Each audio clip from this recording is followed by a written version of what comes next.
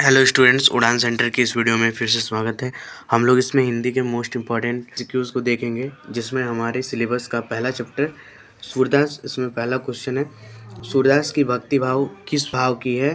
तो सूरदास की भक्ति का भाव यह है सख्य भाव। ऑप्शन बी सख्य भाव इसका सही आंसर होगा। नेक्स्ट क्वेश्चन है, गोपियों ने उद्धव को बड़भागी क्यों कहा? तो गोपियों ने उद्धव को बड़भागी इसलिए कहा क्योंकि वे उन पर व्यंग्य कर रहे थे। ऑप्शन बी उन पर व्यंग्य करने के लिए। अगर आपको इसका पीडीएफ चाहिए तो इसके टेलीग्राम ग्रुप में आपको मिल जाएगा। इसके लिए डिस्क्रिप्शन में क्लिक करके आप टेलीग्राम में जुड़ जाइएगा। उसमें कुछ टाइम लगता है, लेकिन फिर वहाँ पर पीडीएफ मिल जाएगा। नेक्स्ट क्वेश्चन, प्रीति नदी में कौन सा अलंकार है? ये भी पूछा जाता है। तो प्रीति नदी जो है इसमें रूपक अलंकार है। ऑप्शन बी रूपक अलंकार। नेक्स्ट, गोपियों ने योग के संदेश को किसके समान बताया है? तो इन्होंने बताया है इसे कड़वी ककड़ी के बारे में, इसलिए इसका हो जाएगा कड़वी ककड़ी। हमारा अगला क्वेश्चन, अभिगत गति कछु कहत न आवे में अभिगत का क्या अर्थ है? अभिगत यानी कि अज्ञात। ऑप्शन ए हो जाएगा इसका, अभिगत मतलब अज्ञात। अगला क्वेश्चन, गोपियों के अनुसार राजा का धर्म क्या होना चाहिए?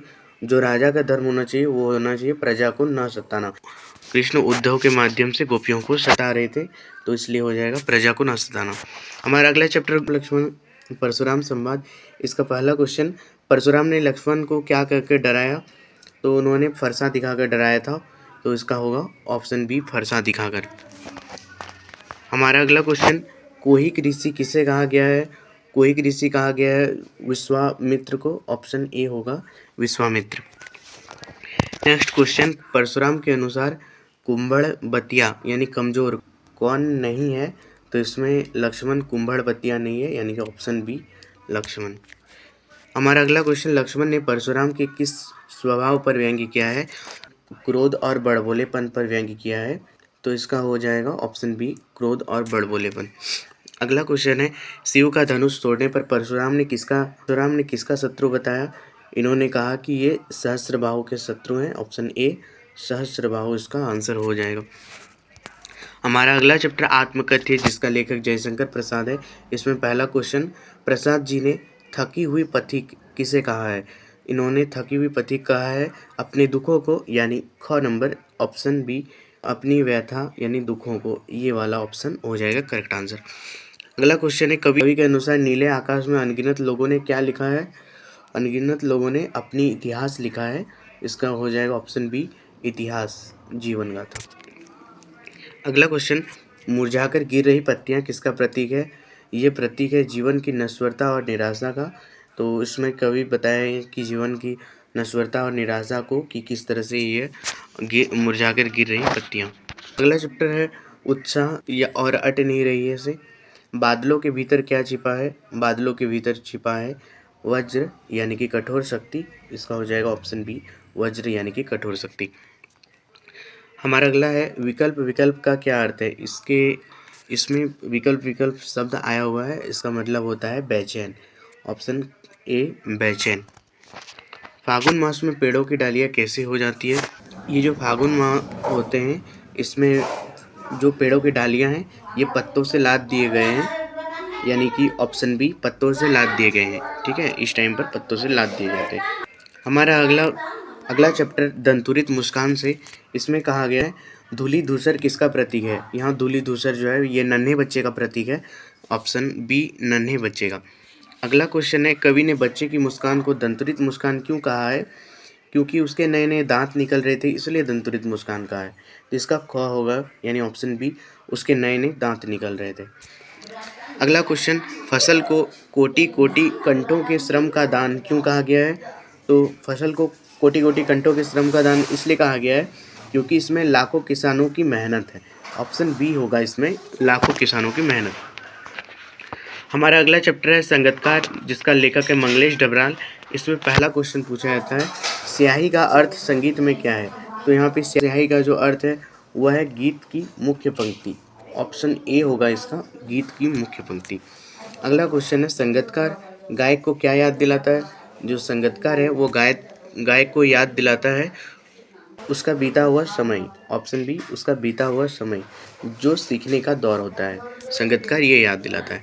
हमारा अगला क्वेश्चन है, संगीतकार की मनुष्यता क्या है? जो संगीतकार की मनुष्यता है वह स्वयं को मुख्य गायक के पीछे रखना।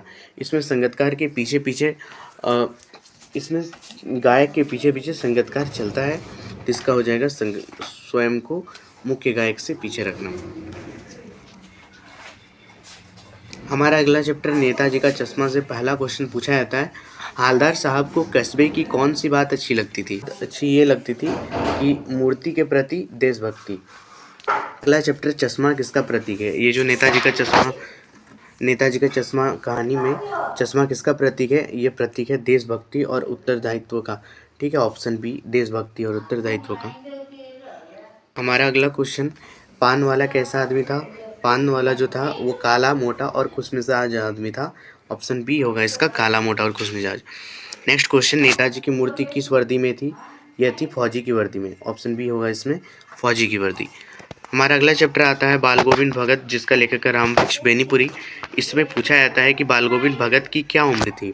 जो बाल गोविंद भगत की जो उम्र थी वह थी 60 से ऊपर। ऑप्शन बी, 60 से ऊपर। हमारा अगला क्वेश्चन है, भगत जी हर वर्ष गंगा में स्नान के लिए कहाँ जाते थे? ये जाते थे 30 कोस दूर। ऑप्शन बी, 30 कोस दूर। अगला क्वेश्चन हमारा है, भगत जी का बेटा कौन था? जो भगत जी का बेटा था वह था एक सुस्त और बोधा लड़का। बोधा यानी कमज़ोर। ये बहुत ही सुस्त लड़का था, तो ये होगा सुस्त और बोधा यानी कि कमज़ोर। कहानी में अगला क्वेश्चन बनता है, खेत की उपज को भगत जी पहले कहाँ ले जाते थे? ये ले जाते थे कबीर पंथ के मठ में। वहाँ पर पूजने के बाद, भोग लगाने के बाद, उसके बाद उनको ग्रहण करते थे। ठीक है, ये होता है इसका आंसर। अगला हमारा चैप्टर है लखनवी अंदाज का। इसमें पहला क्वेश्चन बनता है, नवाब साहब ने खीरे को काटने के बाद उस पर क्या छिड़का? उस पर छिड़का था जीरा मिला नमक और लाल मिर्च। जीरा मिला नमक और लाल मिर्च। ये क्वेश्चन भी पूछा जाता है, ये होगा इसका करेक्ट आंसर। अगला हमारा क्वेश्चन देखते हैं, लेखक ने नवाब साहब से खीरा खाने के लिए लेखक ने नवाब साहब से खीरा खाने के लिए क्यों मना किया? क्योंकि वो आत्मसम्मान बनाए रखना चाहते थे। इसका होगा आत्मसम्मान बनाए रखना। अगला क्वेश्चन है, लखनवी अंदाज में किस वर्ग पर व्यंग्य किया गया है? तो इसमें जो है लखनवी अंदाज पर दिखावटीपन पर व्यंग्य किया गया है, यानी कि पतनशील सामंती। ये होगा बी नंबर, पतनशील सामंती यानी दिखावटी रईस, इस पर किया गया है। हमारा अगला चैप्टर एक कहानी, यह भी जिसका लेखक है मन्नू भंडारी। इसमें पहला क्वेश्चन बनता है, लेखक का जन्म कहाँ हुआ था? लेखक का जन्म हुआ था भानुपुरा, ये मध्य प्रदेश में है। ऑप्शन बी होगा भानुपुरा। हमारा अगला क्वेश्चन, मन्नू भंडारी के पिता इंदौर से अजमेर क्यों आ गए थे? वो इसलिए आ गए थे क्योंकि आर्थिक झटके उनके साथ हुआ था, आर्थिक घाटा हुआ था। ऑप्शन बी होगा आर्थिक घाटे के कारण। लेखिका को राजनीतिक बहसों में किसने शामिल किया? उनके पिताजी ने। Option B. हमारा अगला चैप्टर है नौबत खाने में इबादत। इसमें पहला क्वेश्चन बनता है, बिस्मिल्लाह खां का असली नाम क्या था? बिस्मिल्लाह खान का असली नाम था अमीरुद्दीन। इसका हो जाएगा ए। नेक्स्ट क्वेश्चन, शहनाई का साहब किसे कहा गया है? ये कहा गया है शहनाई को। अगला क्वेश्चन, बिस्मिल्लाह खां को सर्वोच्च सम्मान कौन सा मिला? इसका होगा भारत रत्न। अगला जो किताब है कृतिका भाग 2 का, इसमें माता का आंचल चैप्टर का पहला क्वेश्चन, भोलानाथ के पिता तिलक किसका लगाते थे? ये लगाते थे भभूत का। ऑप्शन बी, भभूत का। लेखक के बचपन का नाम क्या था? इसका नाम था तारकेश्वर नाथ। ऑप्शन ए हो जाएगा इसका, तारकेश्वर नाथ। बच्चे मिट्टी के घड़े के टुकड़ों से क्या बनाते थे? ये बनाते थे तराजू बाट। ऑप्शन बी होगा तराजू बाट, ये आंसर।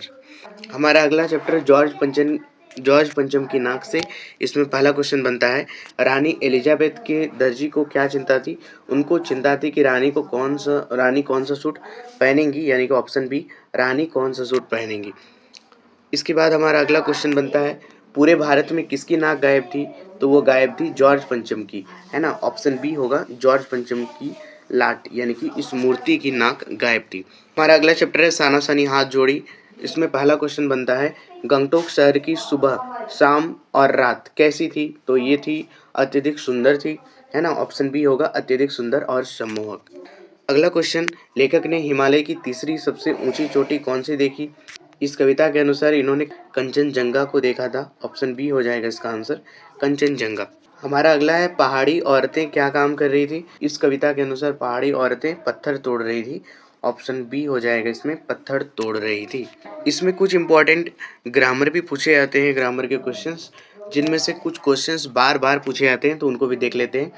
चिड़िया उड़ रही है, क्रिया का कौन सा भेद है। देखिए चिड़िया उड़ रही है, लेकिन कितना उड़ रही है, कहाँ उड़ रही है, कैसे उड़ रही है, इसमें मात्रा का पता नहीं चल रहा है, तो ये हो जाएगा अकर्मक क्रिया।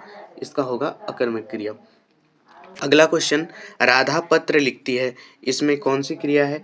देखिए लिखने का काम हो रहा है, तो लिखती है होगा, इसमें बी लिखती है। आजकल जो शब्द है ये क्या है, तो ये है अव्यय। आजकल इसलिए इसमें अव्यय होगा क्योंकि ये हिंदी व्याकरण के किसी भी शब्द के आने पर ये जैसे का वैसा ही रहता है, ये बदलता नहीं है। अगला है हमारा, भाई बहन में कौन सा समास है। जब दो शब्द जुड़े हो और उसके बीच में ये डैश टाइप का रहे, तो ये होता है द्वंद्व समास। इसका होगा ऑप्शन बी, द्वंद्व समास। दशानन में कौन सा समास है। देखिए दशानन का एक अर्थ निकलता है जिसका मतलब होता है रावण, और जिसका अर्थ निकलता है वो होता है बहुव्रीहि समास। ऑप्शन ए, बहुव्रीहि समास। हमारा अगला है कि वाच्य कितने प्रकार के होते हैं। वाच्य होते हैं 3 प्रकार के, कर्तृ, कर्म और भाववाच्य। इसका होगा ऑप्शन बी, 3। अगला है अंधे की लाठी का मुहावरे का क्या अर्थ है। जो अंधे की लाठी है इसका होता है एकमात्र सहारा। ऑप्शन बी होगा एकमात्र सहारा। इस तरह से हमारा यह हिंदी एमसीक्यू का मोस्ट इम्पॉर्टेंट क्वेश्चंस यहीं पे ख़त्म होता है। इन सभी को आपने बहुत अच्छे से लिख लिया होगा और ये आपके एग्ज़ाम के लिए बहुत ही हेल्पफुल होंगे। मिलते हैं नेक्स्ट वीडियो में। किसी टॉपिक या कंटेंट के लिए हमें कमेंट करिए। हमारे टेलीग्राम चैनल में जुड़कर इस पीडीएफ का लाभ उठाएं। सबसे मिलते हैं नेक्स्ट वीडियो में, तब तक के लिए थैंक्स फॉर वॉचिंग, बाय।